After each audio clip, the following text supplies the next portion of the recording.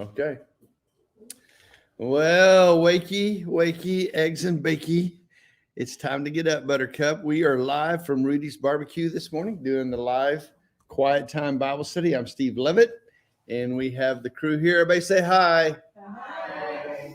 We got the whole crew here at Rudy's. We got some coffee and some. Nobody's got a breakfast burrito yet, do they? I did have a. Sarah says taco. Sarah, let me have it. Just let me have it. Breakfast burrito. I know if you go to Taco Cabana, the burrito's the big one, the taco's the little one. I get that. But anyway, good morning, QT crew. Hey, Reed, your winner chicken dinner, Reed. Good job.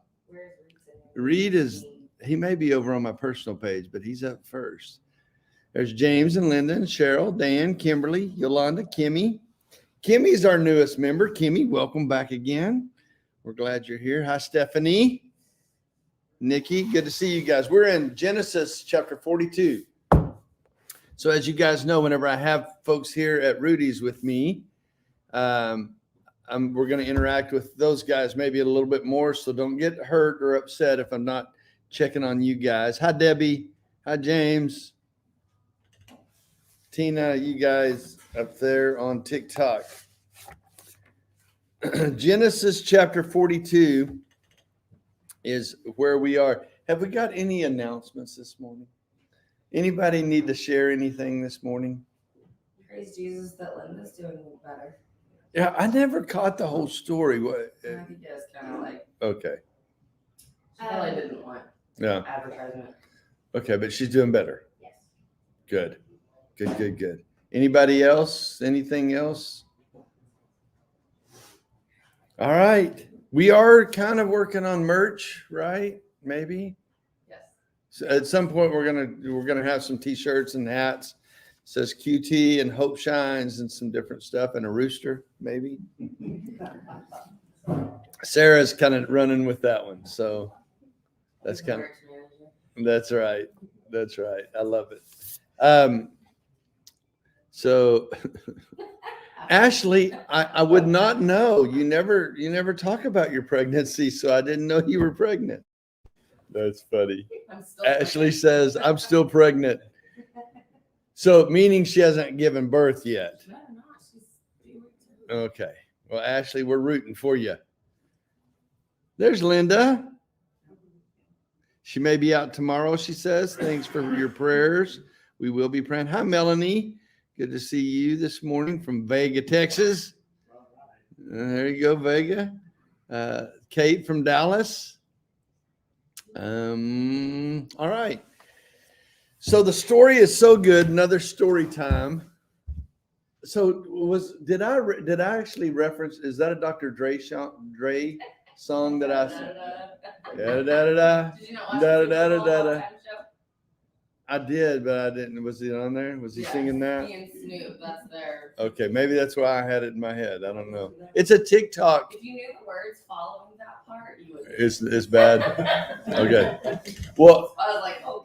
So where I got it from is if you watch TikTok videos, it's trending, and they use that for a background in certain TikTok videos. That da da da da.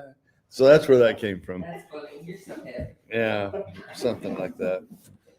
I'm probably TMIing you guys a little bit there, but all right, Genesis chapter 42. If you guys are following along, Joseph was sold into slavery, tempted by Potiphar's wife. He said no. She lied about him to the king, to Potiphar, got Joseph thrown in jail, right? When he's in prison.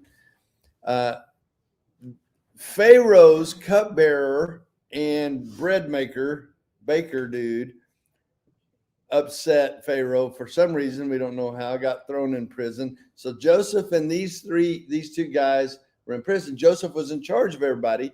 These two had a dream, different dreams, asked Joseph to interpret the dream. Joseph interpreted the dream correctly, and they got out. One of them got beheaded. The other one served the king again.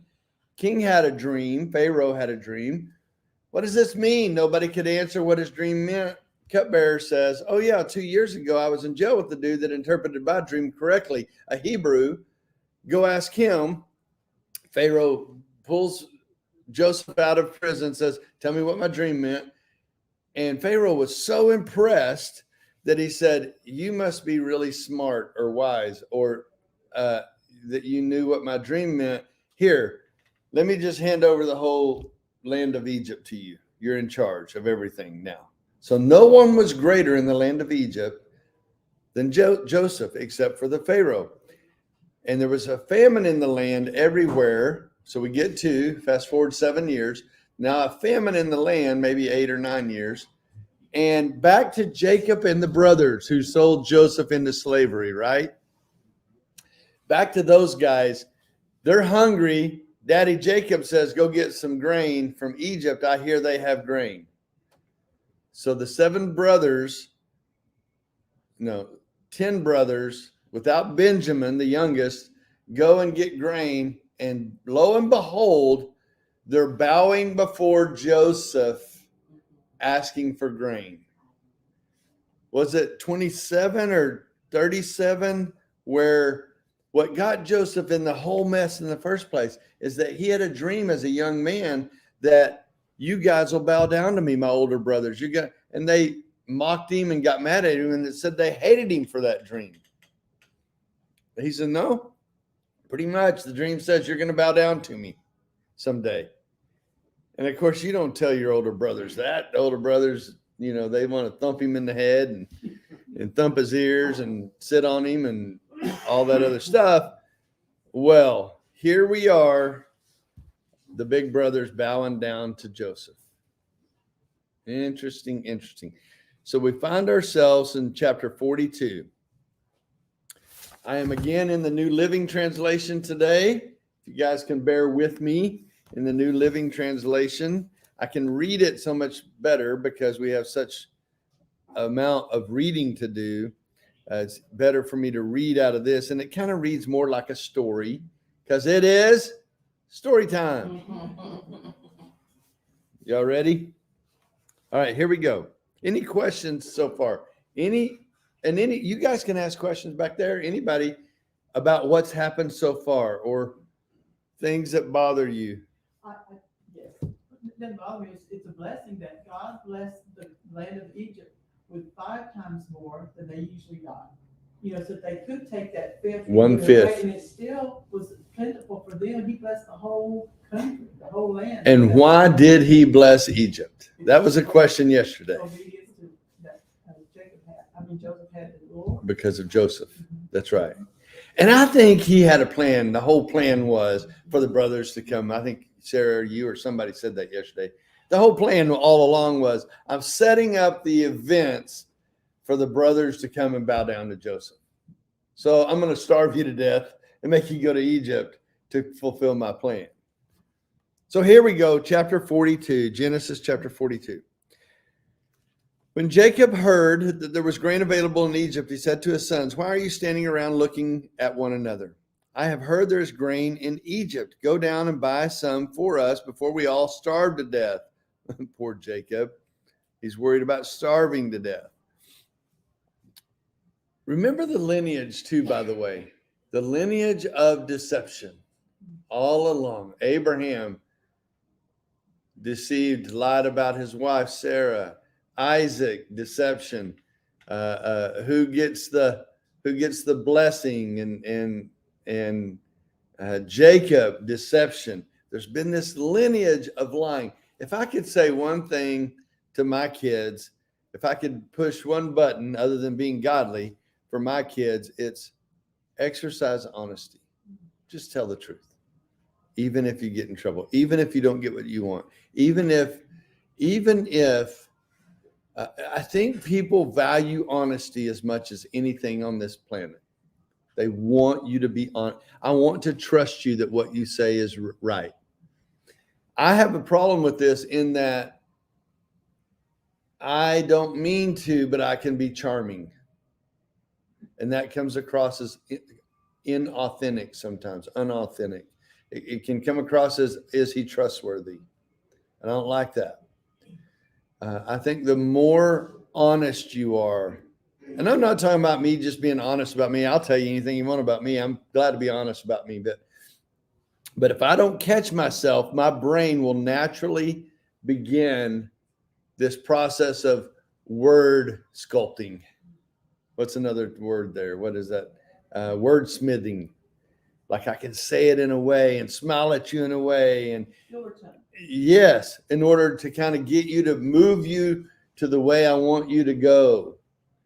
And I don't really like that about myself, but I naturally do it and I have to guard against it.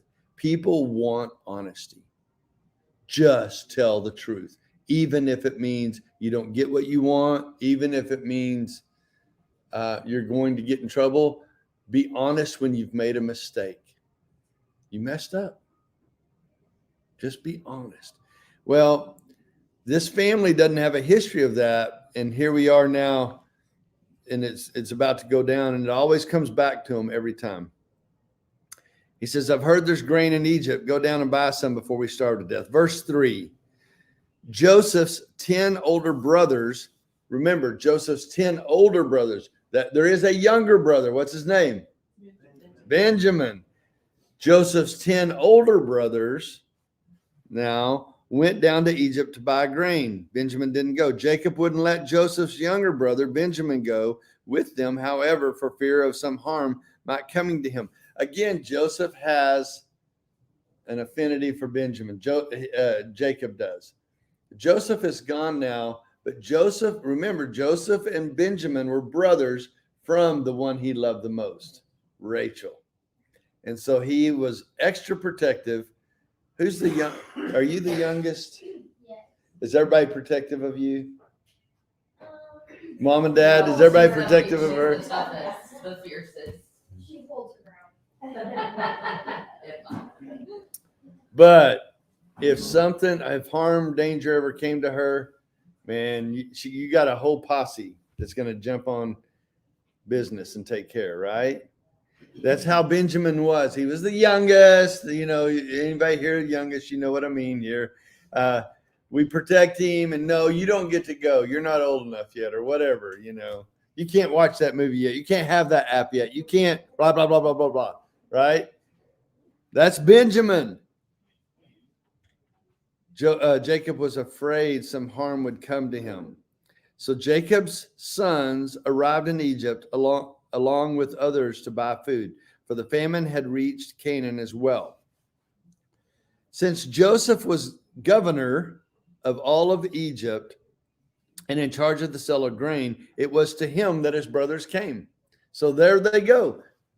10 older brothers. They are standing in front of Joseph, who they assumed was probably dead by now. They had sold him into slavery. He was dead to them, and they're standing before him.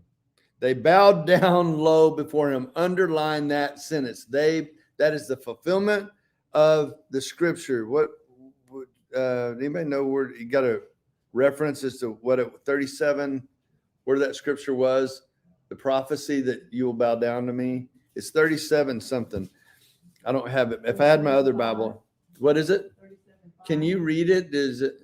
Joseph had a dream, and when he told it to his brothers, they hated him all the more. He said to them, listen to this dream I had.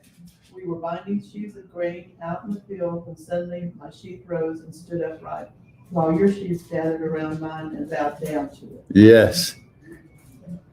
And later, I think even Joseph says them plainly, this means that you will bow down to me someday. I think he says that later. And then verse 9, it says, I had another dream, and this time the sun and the moon and 11 stars were bowing down to me. Yeah. Yep. So there's the fulfillment of it. That line right there. They bowed low before him with their faces to the ground. Joseph recognized them instantly. Joseph knew it was them. He knew it was his brothers, but he pretended to be a stranger. So they didn't recognize Joseph. What do y'all think he did? Any suggestions? What did Joseph do? I'm sure he was dressed in Egyptian clothing. He'd taken on an Egyptian name. Maybe he grew his beard out. I don't know. What do you think he would have done to be incognito here? I don't know. Just his appearance. I mean, he was probably 20 years older? Or? 20 years older, but he had his hair cut like an Egyptian. He had Egyptian clothing on. He was clean. He wasn't dusty and dirty. Yeah. I mean, he was higher class, way higher class than these guys. I mean, think about it. He was a ruler of Egypt. He was the man. Yeah, with his da-da-da-da-da, da-da-da-da-da-da-da-da-da, right? He probably had jewelry on and his rings. And something I thought about is, remember what they envied so much about him earlier in life? His coat of many.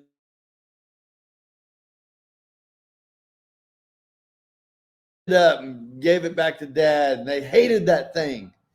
I bet he's decked out in a coat of many colors now. And don't you think he has just a little bit? There's human nature in there. He has a little bit of attitude. Maybe so. Kind of walking with a strut a little bit. Yo, bros, what's up? Something like that. But he's definitely, the irony here is just dripping, right? There's such irony. And like I said yesterday, the irony of who I was and who I am now, all because of Christ. What Christ has done for me took me from old Joseph to new Joseph in the brothers' eyes. There was before Christ and after Christ. There is a BC and AD with me, right?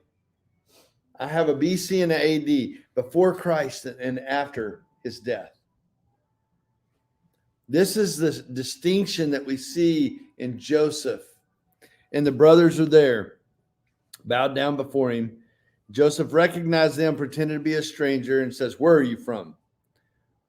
He's not going to be nice to him, by the way. "Where are you from?" he demanded roughly. "From the land of Canaan," they replied. "We have come to buy grain." Joseph's brothers didn't recognize him, but Joseph recognized them. And he remembered the dream that he had had many years before. And he said to them, "You must be spies. You've come to see how vulnerable our land has become." Let me explain what I think is happening now. Because he says, "Oh, you're spies." And then he keeps Simeon, the older brother, we'll see, bring back Benjamin. All of these things God is using to humble these brothers. They're going to be the leaders of the nation. They're going to have tribes named after them. The whole nation of Israel. If you've got a map, you ought to look at the tribes, or Google it, the tribes of Israel. And you can see Simeon and Levi didn't have a tribe. He's the priest that gets spread out all over. All the different tribes had regions in Israel. These are these brothers right here. But in order to use them, they had to be humbled. They were arrogant and prideful and selfish and envious and jealous. They had all the wrong makings for a godly leader. Joseph, none of those things. Joseph was humble. He was broken. He knew where his blessings come from. And my big note for this section is God needed to humble them. So he begins to use the process of challenging these brothers in a way that will scare them to death. Basically break them.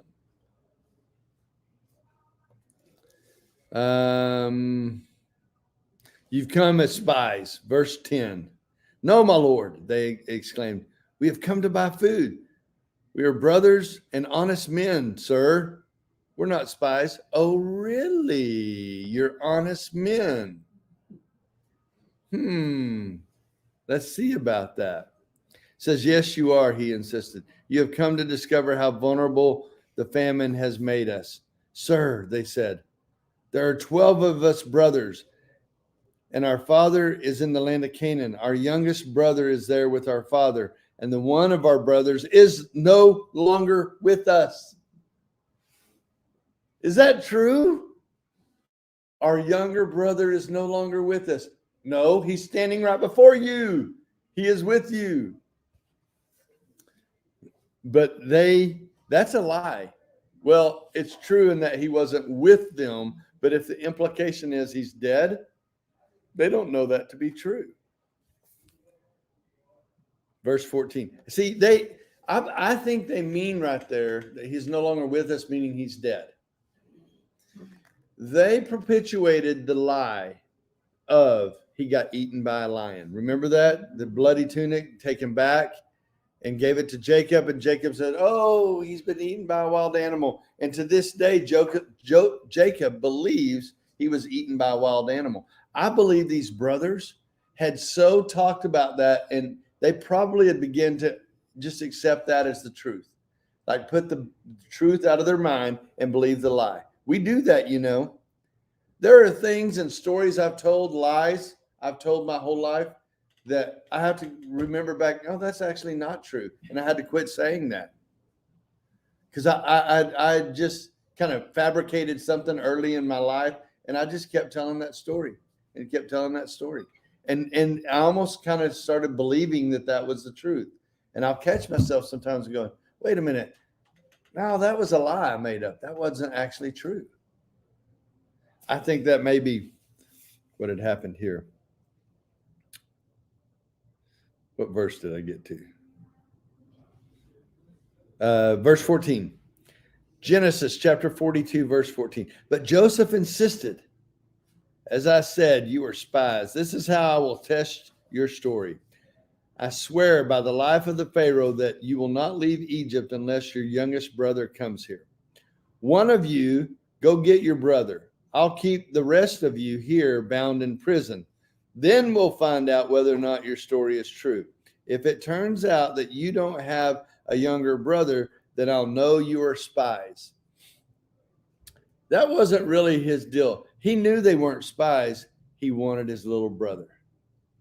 He wanted them to be humble enough to risk bringing his little brother over. But he wanted them all there. He wanted to reconcile and fix the relationship and make right by all this, which he's going to do. And he wanted his little brother there. And he wants his dad there too, which he's going to get. Verse 17. So he put them all in prison for 3 days. On the third day, Joseph said to them, I am a God-fearing man. Interesting. That's Yahweh, like your God. He knows who their God is. He tells them, I'm a God-fearing man. Anybody got a note on why? Why did he say that? Why did he tell them I'm a God-fearing man? Well, it must have been not what they were expecting, because they thought he was Egyptian, and Egyptians didn't believe in our Right. God, so. Yeah, they certainly didn't expect that. I really don't know why he told them that right there. I'm a God-fearing man. Maybe to put the fear of God in them. Maybe this is where the work of God starts, is I'm a God-fearing man. And all of a sudden, the subject of God now comes onto what's happening here. I'm a God-fearing man. If you do as I say, you will live. Maybe he's saying, I'm a man of my word. I'll do what God says. I'm a God-fearing man, so if I say you'll live, if you do what I say, then I'm speaking truth. I don't know. I think there's probably some deeper stuff there too. But verse 19. We'll see how honorable you really are. Only one of you will remain in prison. The rest of you may go home with grain for your families. But bring your youngest brother back to me. In this way, I will know whether or not you are telling the truth. And if you are, I will spare you. To this they agreed. He's telling them about that he's a God-fearing man to make them understand that he understands like what their morals and values should be. Yeah, I thought about that. Not come down to their level, but I know, because I believe in God too, that you're supposed to tell the truth.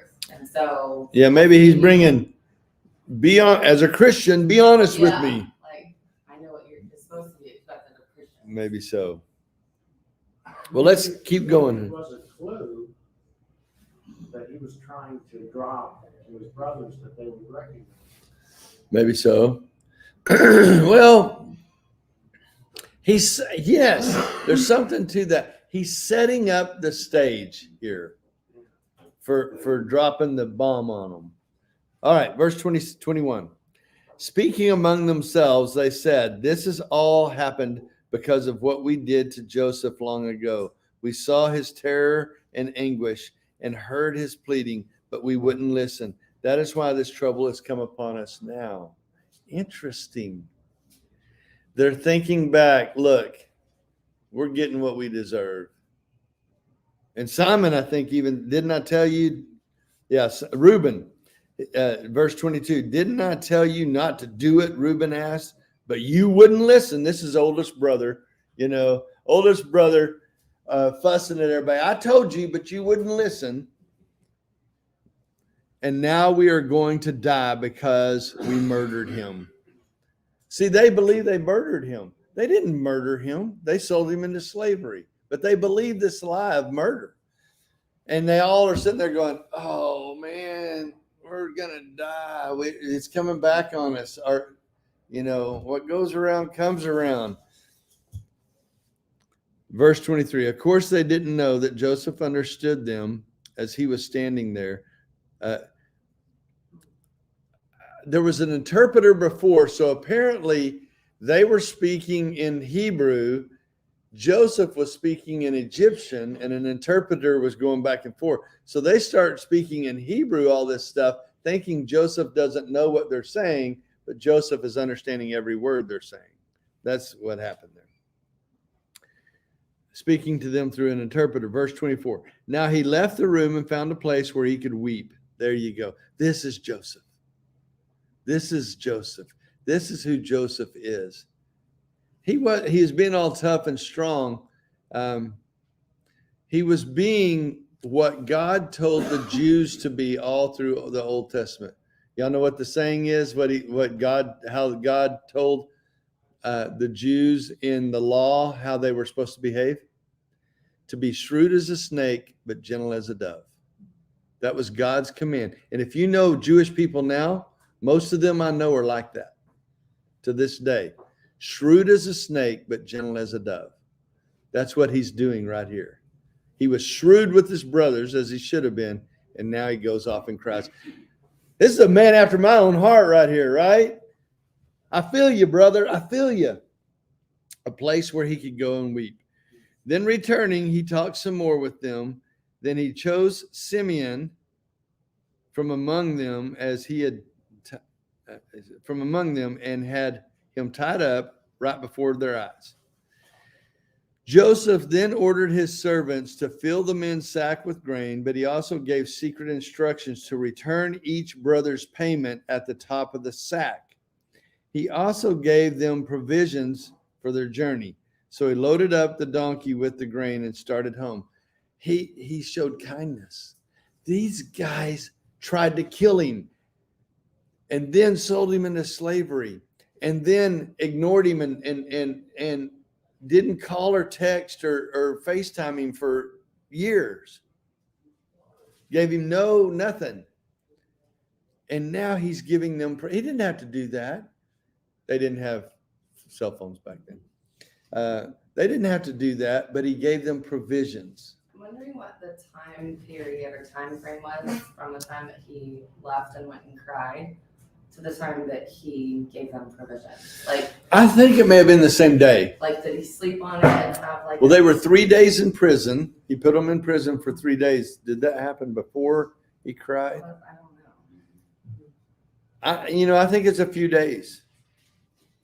Because I know it takes me a while to break down that pride and that hurt and,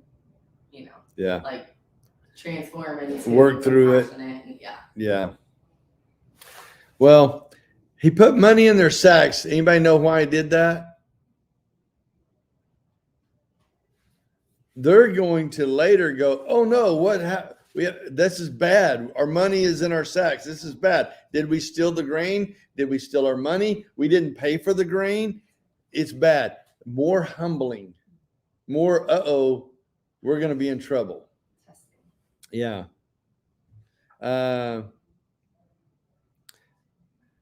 So they started home, verse 26. So they loaded up their donkeys with grain, started home. But whenever they stopped for the night, one of them opened their sack to get some grain to feed the donkey. He found his money in the sack. Look, he exclaimed to his brother, my money's in here in my sack. They were filled with terror and said to each other, "What has God done to us?" So they came to their father Jacob in the land of Canaan and told him all that had happened. What has God done to us? I think that's a reference to not only does he think we're a spy, now he thinks we're a thief. What has God done to us? He's going to surely kill us.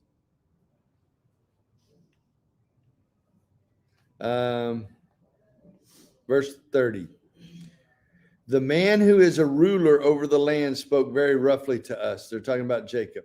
Verse 29. So they came to their father Jacob in the land of Canaan and told him all that had happened. The man who is ruler over the land, that would be Joseph, your youngest brother, by the way, spoke to us very rough. They told him, he took us for spies, but we said we are honest men, not spies. We are 12 brothers, son of our father. One brother has disappeared. Oh, now he's not murdered. He just disappeared. They didn't even relay the story back to Jacob correctly. They didn't tell Jacob what they told Joseph. They told Joseph one brother was murdered. And here he says, oh, he disappeared. He must have run away. These guys won't be honest. Just be honest. Tell the truth. They won't be honest. And the youngest is with our father in the land of Canaan. Then the man, the ruler of the land, told us, this is the way I will find out if you're honest men. Leave one of your brothers here with me and take grain from your families and go home. But bring your youngest brother back to me. Then I will know that you are honest men and not spies. If you prove to be what you say you are, then I will give you back your brother, and you may come and go as often as you like and buy grain. If you're honest, then you get the full blessing. If you'll do the right thing, you get the full blessing. If you don't, you die. It's also an issue of trust. Yeah. If you can prove to be trustworthy. Yeah. Got to be trustworthy. Man, in marriage counseling, I can tell you no other thing that's more damaging than the breaking of trust. It takes the most recovery, the breaking of trust. It's the hardest work. And by the way, ladies, you have a harder time with it than men. If he breaks your trust, man, that's the hardest work. I've said this for years. The hardest work I do in counseling is to get a woman's heart back in the game whose trust has been broken. She will not put her heart back in the game, man. It takes a lot of work and a lot of time.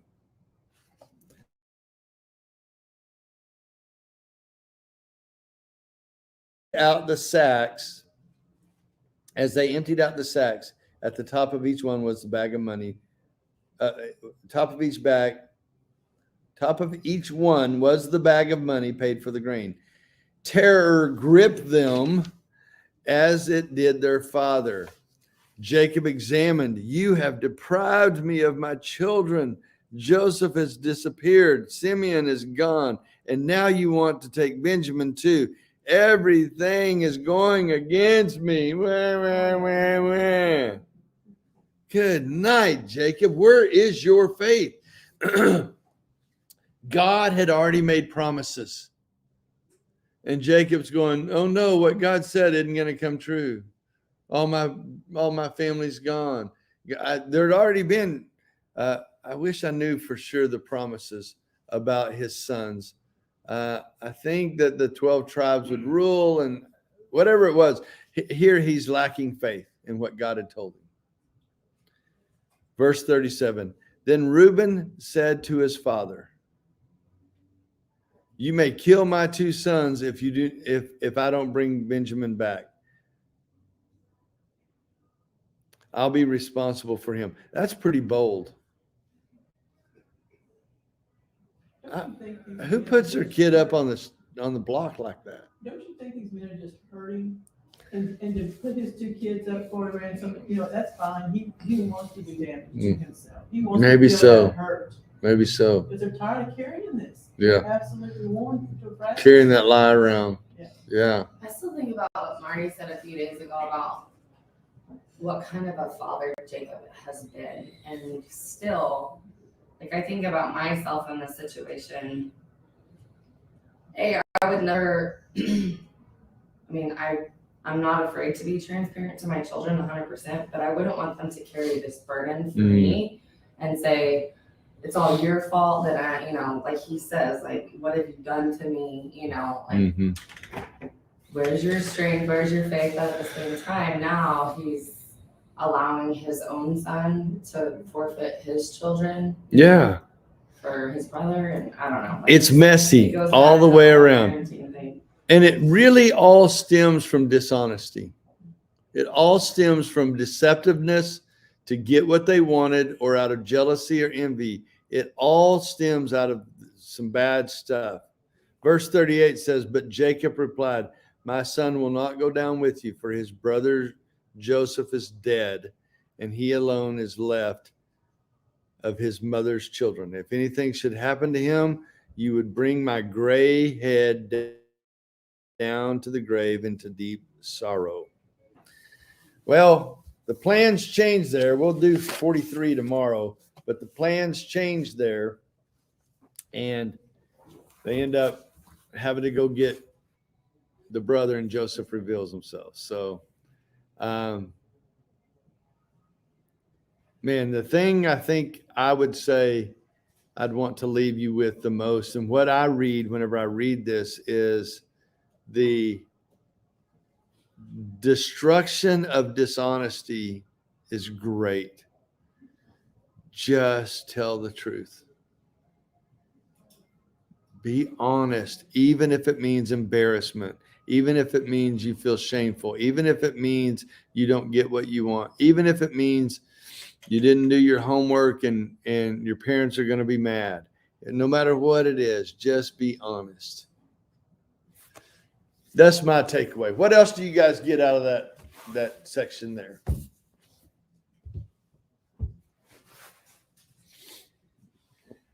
Anybody on TikTok or Facebook? Cheryl says it's a good word. I think the takeaway that I get from this is Joseph's kindness. I mean, his ability to look past the past and still remain godly, even though he probably wanted to do harm to his brothers, or maybe the guy kept it right. He is such a model for us to watch. He gets it right over and over again. His kindness, his gentleness, forgiveness, over and over. His honesty, over and over again. Yeah, you just took the thought. It was the exact opposite. Even in a situation with being accused of being with Potiphar's wife. Potiphar's wife, he was honest. He was truthful with everything he did. And so it's this whole chapter is setting up. If you're honest, you're rewarded. If you're dishonest, it carries with you the rest of your life, and you're lying about the rest of your life. Yep. The comparison contrast is huge, no question. Joseph is absolutely a model for us to follow and to watch. It's like he's so in tune with God, he just is going to do the right thing. That's how I feel about Joseph. Somebody else have a takeaway or a thought? You talk about the application on things, and it's like, what are we carrying in our life? What lie are we carrying? And we think we've hidden it, and we think we've covered all our bases, but it's eating us. It's never calm. There's never peace because of that. Yes. It eats you up. There's no question. Dishonesty, deception will eat you up.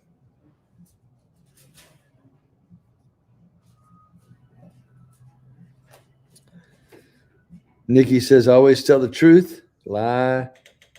Life will be better for you. Absolutely. Need to be honest. Not to lie so much, Joseph says. The dishonesty that the brother displayed, horrible example for the children. Be honest. Yeah. Well, it's a good word today, as always. And I like that this kind of almost reads like a novel a little bit. It's an interesting story. It kind of it keeps our interest and intrigues us, but it's so full of truths that will change your life. We are called to be modeled after Christ first, but Joseph is such a type of Christ.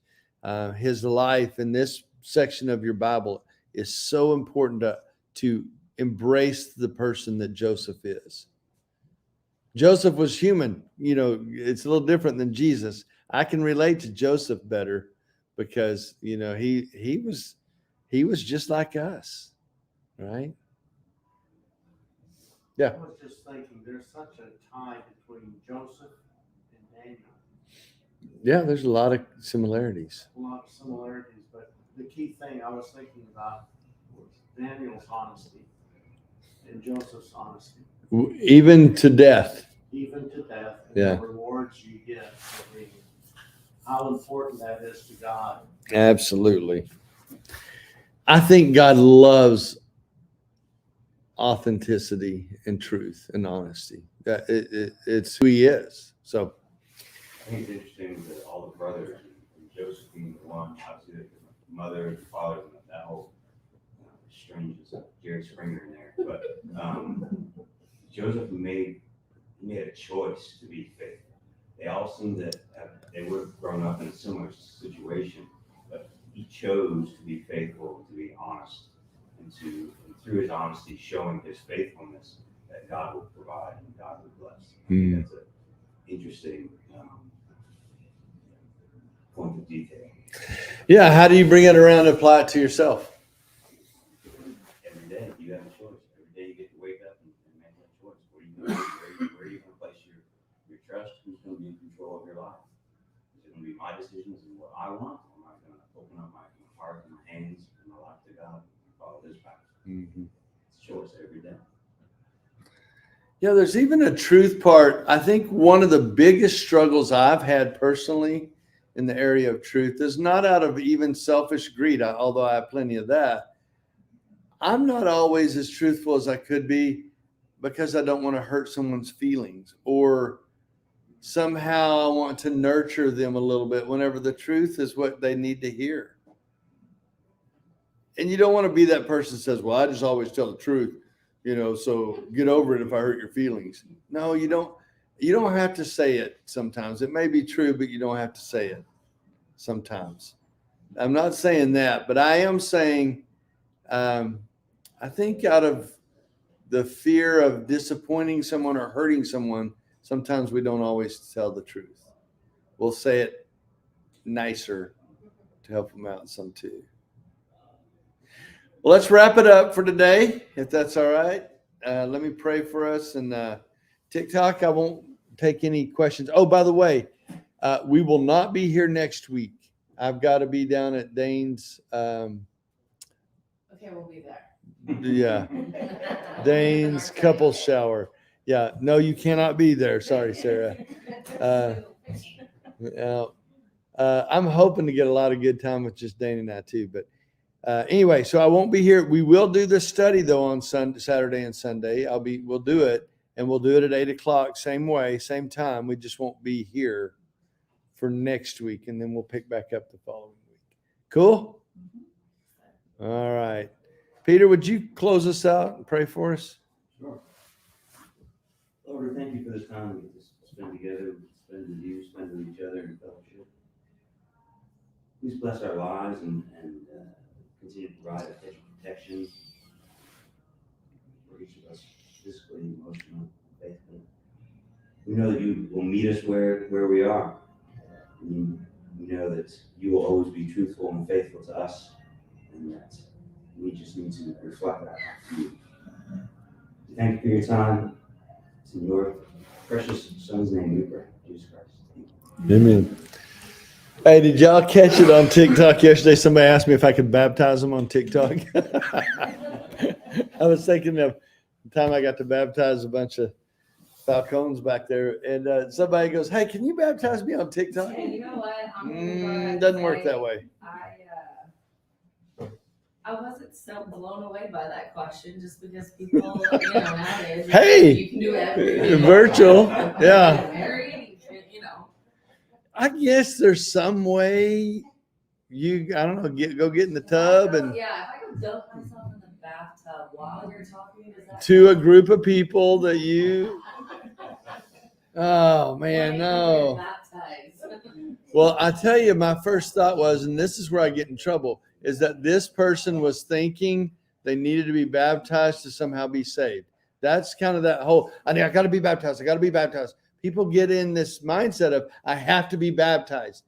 And the reason I responded the way I did is because, if you heard me, I said, look, baptism is not about your salvation. Yes, be baptized around some people someday when it means a lot, but that has nothing to do with your eternal state. So I wanted to relieve that person that I assumed was asking that question because they thought that meant they wanted to be saved. Be saved, that's different than being baptized. So, all right, let me wrap up the QT crew. Thank you guys for hanging out. We'll see you back again tomorrow morning, 7:00 a.m. Central, next Sunday, same time at 8:00. You guys keep on keeping on. Bye-bye.